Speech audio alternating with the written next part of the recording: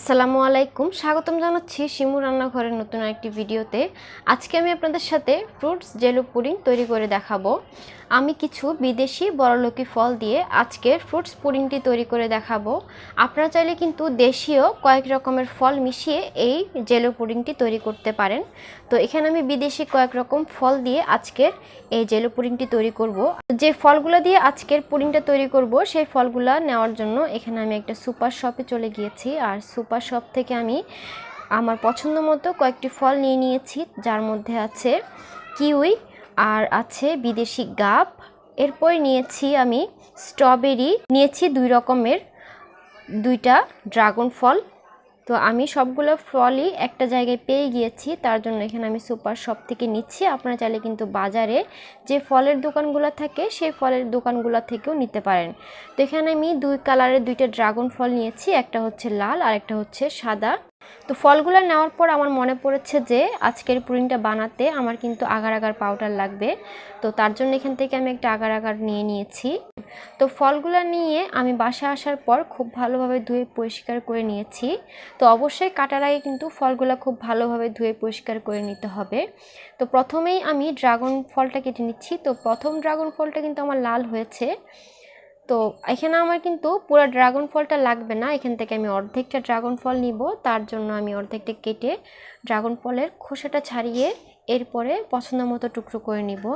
Dragon ফলের খোসাটা ছাড়ানো কিন্তু খুবই সহজ, দেখলেনি তো কত সহজে খোসাটা ছাড়িয়ে নেওয়া যায়।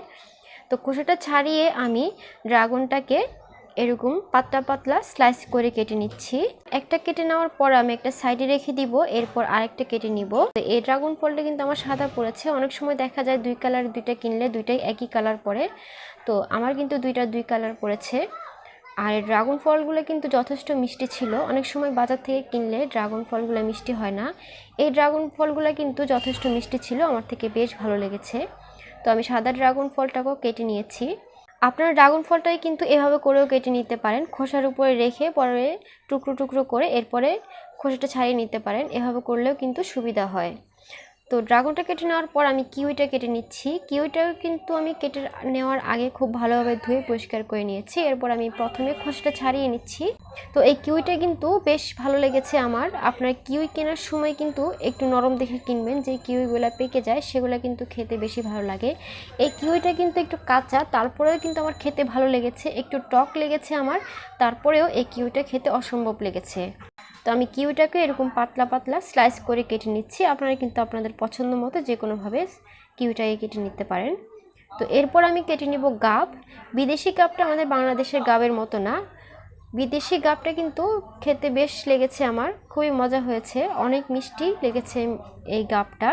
তো গাবটা কাটার আগেও কিন্তু আমি খোসাটা খুব সুন্দরভাবে ভালোভাবে ছাড়িয়ে নিয়েছি। এরপরে আমি সবগুলোর মতো পাতলা স্লাইস করে কেটে নিচ্ছি। তো গাবটা কেটে নেওয়ার পর আমি স্ট্রবেরিটা কেটে নিব। স্ট্রবেরিটা কাটার আগেও কিন্তু খুব ভালোভাবে ধুয়ে পরিষ্কার করে নিতে হবে। আধা ঘন্টার মতো পানিতে ভিজিয়ে রাখতে হবে স্ট্রবেরিটাকে। তো আমি স্ট্রবেরিটাকেও পাতলা স্লাইস করে কেটে নিচ্ছি। আপনারা আপনাদের পছন্দ মতো যে কোনোভাবে কেটে নিতে পারেন। স্ট্রবেরিটাও কিন্তু আমার কাটা হয়ে গিয়েছে, আমি কয়েকটা স্ট্রবেরি এর মধ্যে দিব। এরপর আমি যে লাল আঙ্গুর নিয়েছি সেই লাল আঙ্গুরটা এভাবে করে দু টুকরা করে কেটে নিব। আর এই আঙ্গুরের ভিতরে যে বিচিটা আছে সেটা ফেলে দিব।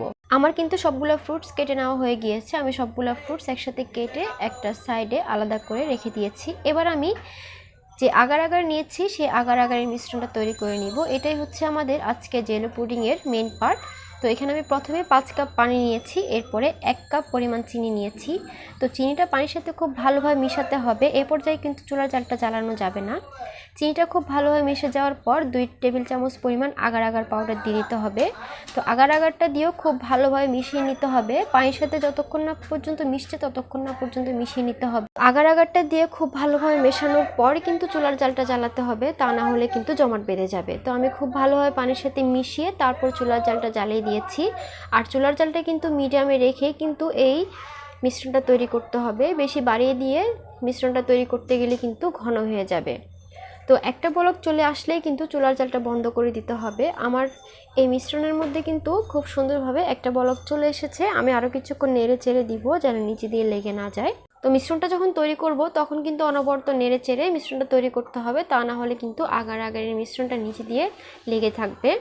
তো আমার মিশ্রণটা কিন্তু তৈরি হয়ে গিয়েছে, খুব সুন্দরভাবে বলকও চলে এসেছে। আমি চুলার জালটা এখন বন্ধ করে দিব, আর বন্ধ করে দিয়ে কিন্তু আমি চুলার উপরেই রেখে দিব গরম থাকার জন্য। আমি এখন চুলার জালটা বন্ধ করে দিয়ে চুলার উপরে ঢাকনা দিয়ে ঢেকে রেখে দিব।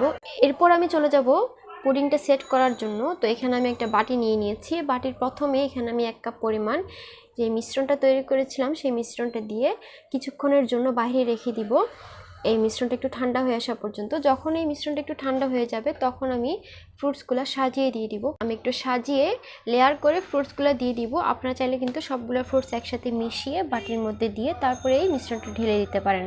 একটু লেয়ার করে ফ্রুটসগুলো কয়েকটি ধাপে দিয়ে দিচ্ছি।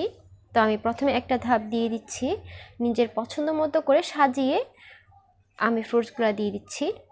আপনারা কিন্তু আপনার পছন্দ মতো যে কোনোভাবে সাজিয়ে দিতে পারেন। তো সবগুলো ফ্রুটস দেওয়ার পরে আমি 1 কাপ পরিমাণ যে জেলোর মিশ্রণটা এর মধ্যে দিয়ে দিয়েছি। এরপর আমি বাহিরে রেখে দিব এই মিশ্রণটা একটু সেট হয়ে আসা পর্যন্ত। তবে পুরোপুরি শক্ত হওয়ার প্রয়োজন নেই, একটু সেট হয়ে আসলেই, তার মানে একটু নরম নরম থাকবে, সে পর্যায়ে কিন্তু এটার উপরে আর একটা লেয়ার দিয়ে দিতে হবে।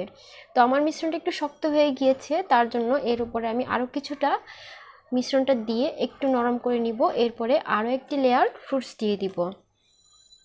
তো আপনারা এই ঝামেলার কাজটা না করতে চাইলে সবগুলো ফ্রুটস একসাথে মিশিয়ে বাটির মধ্যে ঢেলে এরপরে জেলির আগার আগারের মিশ্রণটা এর মধ্যে ঢেলে দিতে পারেন।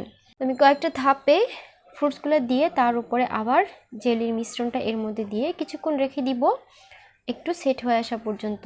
তো কিছুক্ষণ সেট হয়ে আসার পর আমি বাটির সাইডে স্ট্রবেরির স্লাইসগুলো দিয়ে দিব একটু সুন্দর লাগার জন্য। এটা কিন্তু সম্পূর্ণ অপশনাল, আপনারা চাইলে কিন্তু এই স্টেপগুলো বাদ দিতে পারেন। তো আমি বাটির সাইড দিয়ে স্ট্রবেরিগুলো দিয়ে দিচ্ছি একটু সুন্দর আর আকর্ষণীয় লাগার জন্য। এরপর আমি আরও একটা ধাপ ফ্রুটসগুলো দিয়ে দিব। আমি কয়েকটা লেয়ারে এই ফ্রুটসগুলো দিয়েছি, আর দিয়ে উপরে আগার আগার ঢেলে এটাকে সেট হয়ে যাওয়ার জন্য বাইরে রেখে দিব। এ পর্যায়ে কিন্তু ফ্রিজে রাখার প্রয়োজন নেই, বাইরে রেখে দিলেই যখন এই জেলির মিশ্রণটা একটু ঠান্ডা হয়ে যাবে তখন কিন্তু সেট হয়ে যাবে। তো আমার লাস্ট ফিনিশিং ফ্রুটসগুলো আমি এর মধ্যে দিয়ে দিচ্ছি, দিয়ে যে আগার আগারের মিশ্রণটা বাকি রয়েছে সেই সবগুলো এর মধ্যে দিয়ে দিব। দিয়ে এটাকে বাহিরে 20 মিনিটের জন্য রেখে দিব, আর যখন একটু ঠান্ডা হয়ে যাবে তখন এই মিশ্রণটাকে ফ্রিজে রেখে দিব 2 ঘন্টার জন্য। আমি ফ্রিজ থেকে 2 ঘন্টা পর এই জেলের পুডিংটাকে নামিয়ে নিয়েছি। দেখুন আমার জেলো পুডিংটা কিন্তু একদম পুরোপুরি সেট হয়ে গিয়েছে, একদম শক্ত হয়ে গিয়েছে। এবার আমি এই জেলো পুডিংটাকে একটা প্লেটে সার্ভ করে নিব। আর সার্ভ করার জন্য আমি প্রথমে বাটির মুখে প্লেটটা রেখে আর বাটিটাকে উল্টে দিয়েছি, আর উল্টে দেওয়ার পরে কিন্তু খুব সুন্দরভাবে পুডিংটা বের হয়ে এসেছে। দেখুন কত সুন্দর আর আকর্ষণীয় লাগছে আজকের এই জেলো পুডিংটা। আপনারা যখন বাসায় বানাবেন বিদেশি এই ফলগুলো দিয়ে বানাতে হবে তা কিন্তু না, আপনারা দেশীয় কয়েক রকম ফল এভাবে করে মিশিয়ে আপনারা বানাতে পারেন। এই জেলো পুডিংটা কিন্তু খেতে অসম্ভব মজা হয়েছে। আমি এবার আপনাদের একটু কেটে দেখাচ্ছি। তো আমার এই জেলো পুডিংটা কিন্তু একদম পারফেক্ট হয়েছে। আপনারাও একবার হলেও এই জেলো পুডিংটা বাসায় তৈরি করে দেখবেন, আশা করছি আপনাদের অনেক ভালো লাগবে। এই জেলো পুডিংটা দেখতে যতটা আকর্ষণীয় হয়েছে খেতেও কিন্তু অসম্ভব মজা হয়েছে। আপনারা বাসায় একবার হলেও এভাবে করে তৈরি করে দেখবেন, আশা করছি আপনাদের অনেক ভালো লাগবে। আমার রেসিপিগুলি ভালো লাগলে আমার চ্যানেলটি সাবস্ক্রাইব করে সাথেই থাকবেন। আজ এখানে বিদায় নিচ্ছি, আল্লাহ হাফেজ।